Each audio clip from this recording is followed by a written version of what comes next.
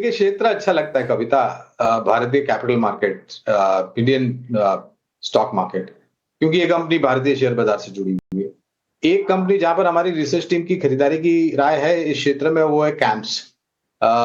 और एक चीज यहाँ पर सीधे-सीधे तो टिप्पणी नहीं करूँगा कविता, क्योंकि बीएसयू पर खरीदारी की राय, लेकिन एक अनुमान आप लगाते हैं कि भारतीय शेयर बाजार आने वाले 3 साल, 5 साल या उससे अधिक समय तक अच्छा करेगा।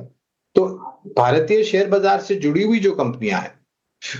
फिर वो चाहे उदाहरण के तौर पे बीएसयू हो, जो कि एक प्लेटफॉर्म प्रोवाइडर है, उदाहरण के तौर पर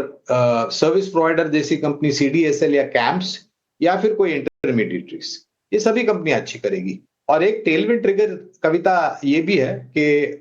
अनुमानित जो खबरें सुनने में आई हैं सूत्र के आधार पर, एनएससी का आईपीओ शायद इस महीने के अंत तक या अगले महीने तक कुछ अच्छी खबर आने की संभावना लग रही है, और उसके साथ साथ एनएसडीएल का भी आईपीओ आ रहा है। तो ये कुछ सकारात्मक बातें आने वाले भविष्य में जो इस क्षेत्र में